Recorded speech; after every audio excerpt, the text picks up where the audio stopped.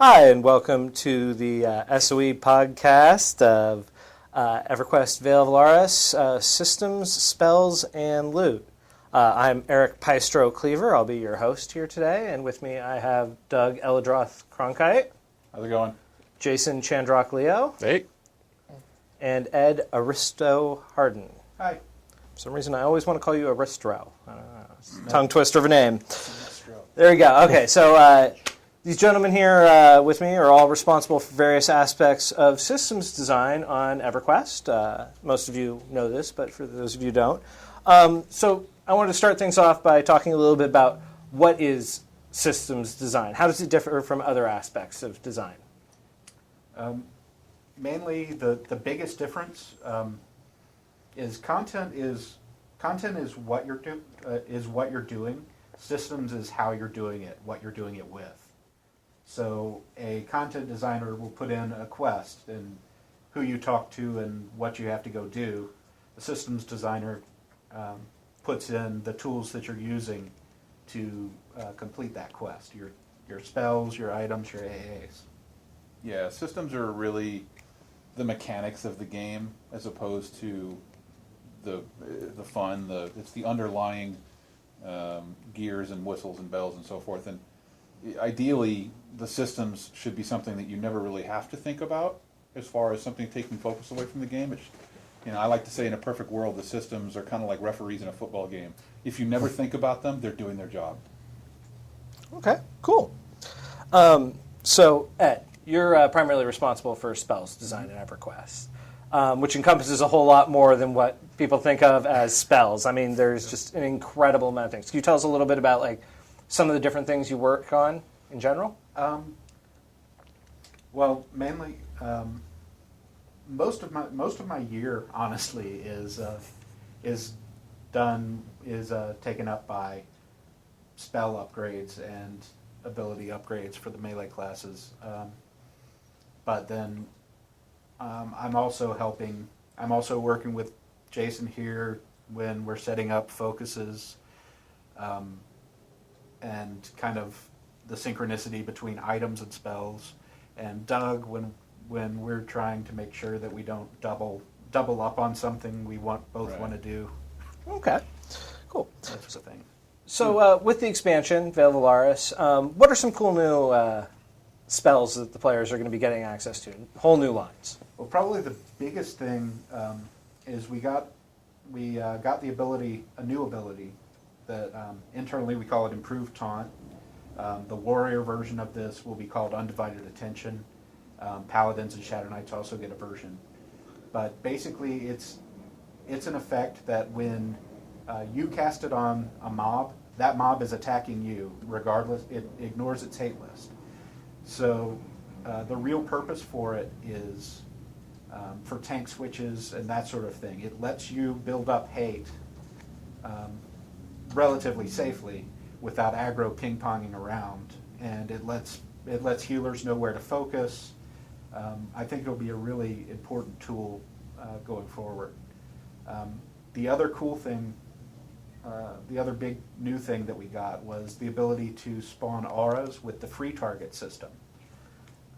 So shamans will get the ability to spawn their Malos idol. They won't have to run up and just drop it in the middle of the fight. They can cast it over there where it's needed, but stay where they're needed. So those are the two big code things. But there's dozens of new things that are created for this expansion that aren't using those two effects. Okay. Before anybody jumps the gun on this one, the free targeting system is currently not implemented to work with the AA system, but it is something I've requested. Because the systems are fairly discrete in the way they work between each other, while I use spells in the system, the free targeting thing is something specifically engineered for spells currently, but I have requested it for some future capability down the road because I think it's really cool. Awesome. Well, since you don't have a free target, what are some new exciting AA that will be available with the expansion? Well, one of the things that I pushed for, and some of the classes have it already for this expansion, and I'm still working on others, is the ability to trigger certain spell effects or spells based upon requirements that can be put on a buff. For example, warriors have Blade Guardian, which when their health drops below 40% health, it triggers an ability that increases their parry dramatically to kind of give them a little buffer maybe for the healers to catch up on damage. This is another thing that's especially useful in a tank swap or in a multiple tanking situation. We also have clerics have a version of it that's sort of it's kind of a promised heal, except that it gives us a little more freedom in order to configure these things. So it's not just when an NPC, it's not hard coded to be 20% health or something like that. And we can use basically anything that a spell effect can trigger, so we're not limited to hard coded effects, which is kind of a big deal. The other one is that monks are getting a new pulling tool that was one thing that was requested by them, and it makes a lot of sense because I know I've been frustrated with it too when I've been playing. And that is that anytime anybody has tried to pull a caster, they know the difficulty because half the time, or most of the time, the NPC will just stand there and cast from a distance and aggro everything around it and just be a general nuisance, and it makes pulling really difficult. And so this is a thing that I've temporarily called Constrictive Dart. The name is still pending, and I'm certainly welcome to suggestions for it. But basically, it's a long-range dart that silences a single NPC for a short period of time, allowing that NPC to be drawn out of an area where they don't want them just standing there casting over and over again. And so it's short enough duration to be useful in a pulling situation, but not so long that a player can lock down an NPC from casting. And I'm still working on ways to make sure that it can't be used to absolutely silence an NPC indefinitely. Cool. Very cool. Okay. Now, Jason, your area of expertise is items. Yep. You make a whole lot of items for EverQuest. Yeah. Many thousands of items. I know you've been very concerned with Bard instruments lately. It's something we've talked a lot about. I hear Bard instruments are getting a little bit of an upgrade in the coming expansion, possibly? Yeah, that's true. We've been listening to player feedback over the last couple of years. They've been saying Bard instruments are pretty useless, to use a not-so-nice word. They didn't like my suggestion. Yeah. Just taking bards out of the game. Yeah, we'd take the bards out.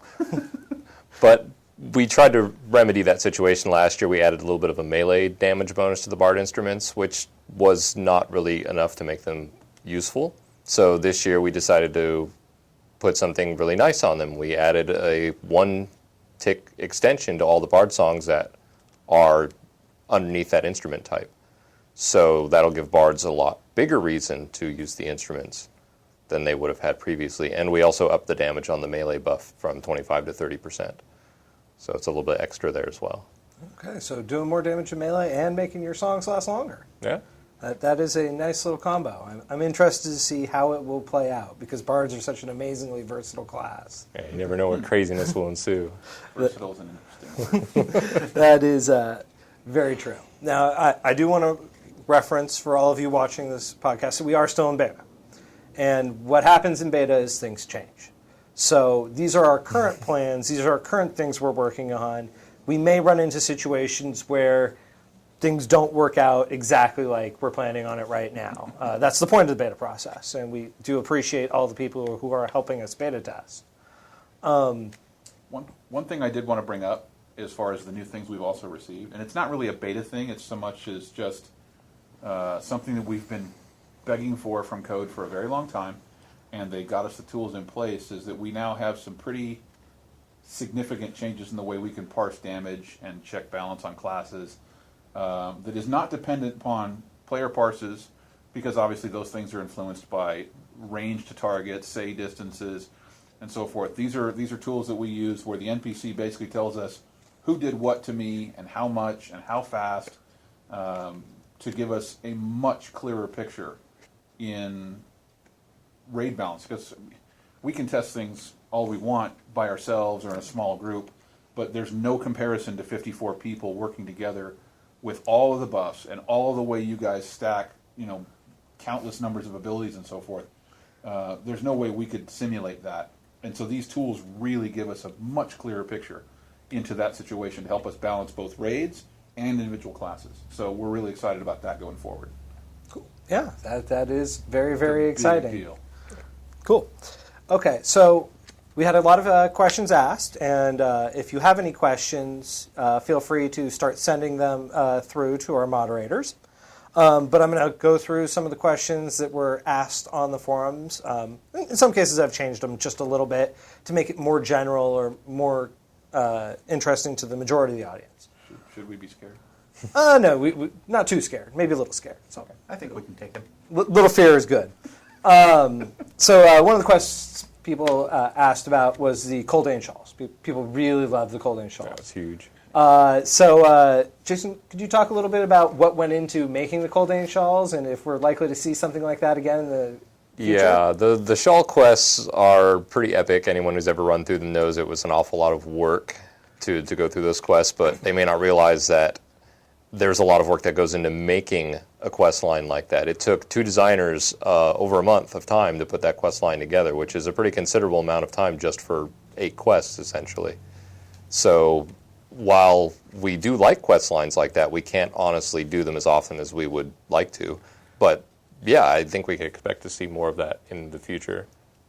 There you go. Well, players sometimes refer to it as the trade skill epic. Yeah. So, it's pretty exciting. nice. Another player asked about power sources. What is the future of power sources? Yeah, that's tricky. Power sources can be pretty powerful items since they augment, several pieces of gear at once. So we have talked about adding new power sources, but we haven't really decided how we want to do that just yet. But there's a possibility that you could see new power sources, possibly even in the upcoming expansion, though definitely not at launch. Okay. Cool. Another items-related question that somebody asks, because everybody does love their loot. People always want new gear. Starting out in the expansion, Tier 1 of group content, what level should people be? What level are they going to need to be to equip the gear? 85 is the required level for the gear. It was meant as an overlap, so people that were not really making their way through House of Thule could theoretically jump into the bottom tier of the Veil of Alaris expansion. But 85 is pretty low for the expansion. I think you wouldn't do so well even in the first zone at that level. I'd say 90 is probably a safer level, obviously, to jump into that expansion. But yeah, if you're willing to give it a try, you could get some of the gear. It's all attunable, so you can get it on the broker or from other players. Just the basic drops on Tier 1. Very cool. Okay, so a question for all you guys. How do you guys make systems decisions? Now, I'm going to find the answer kind of amusing because I sometimes sit through systems meetings, and it could get, well, let's just say Abzer cries in the corner maybe once in a while. But how do you guys come to a decision? When you're making a decision, like, are we going to make this change or are we not going to make this change? It's obviously something that affects all your different disciplines. We duel. You don't duel. There's too many people. Yeah. It would take forever. We'd have to do ladders. Yeah.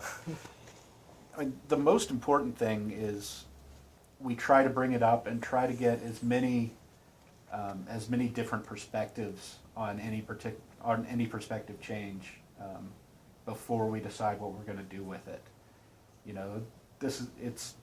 We have a huge game, as you know, and so it can be something that something one of us forgot and someone else brings up that completely throws an idea out the window. So it's we have a really long discussion about just about everything we do that can sometimes get heated, but usually I think we come out with a good answer. A lot of times it's scope dependent, really, because I'm not going to bother these guys with minute, small AA changes that don't really impact anything on a whole. It's just, and it's the same goes for items and for spells. It's like it really depends on the scope, and if it's going to either interact with their facet of the systems side of things or have a significant effect on the balance of the game as a whole, then we try to not just get our 3 opinions, but get as many eyes on it as possible to find the loopholes for one, because no matter how well we think we vet things out, invariably there's going to be somebody who goes, hey, what about that? And so it's really scope dependent. The proposed change that I had suggested a long time ago about removing defensive, we hashed about for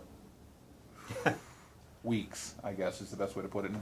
Never really came to a decision, and as that course thing snowballed, it got even more work and more decisions and more talking, and so ultimately it didn't happen. But I mean, things like that are always huge discussions, whereas something as simple as Monk 5-point palm needs to be a little quicker on the reuse. It's just, I bring it up in the meeting, go, hey, I think this is a little too, they need a little help, and this is a little bit too long, kind of silly, and everybody goes, yeah, okay. And so we run on and do it. So it's really a matter of scope. Okay. Cool. And that sort of naturally follows into the next question. You brought it up with monks maybe needing a little more help and 5-point palm. How do you make a decision to, maybe say, okay, we're going to make a little bit of a change to this class or that class? I mean, because there's so many ways you can do it. You can address problems through itemization. You can address problems through spells and abilities. You can give new AAs. Mm-hmm.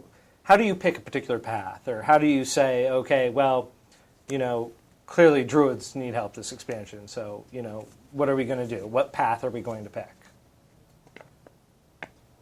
How do we do that? Well, for me at least, I think it depends upon what kind of a change we're trying to make. I mean, if we're trying to make a change that affects all monks in the group game, we need to look at, I'm using monks as an example, but let's say we want monks to do more damage in the group game, but the raid game we think they're fine, and don't think that we're thinking that, I'm just saying it's hypothetically. So we look at all the abilities and think, okay, what abilities can we use or what items can we change that are really going to target the kind of change we want for the class? And so it could be, we think monks are lacking damage across the board, and so an item change really helps that. Or I think in the group game, these AAs are a little weak and we're going to spice them up a little bit, or disciplines or whatever.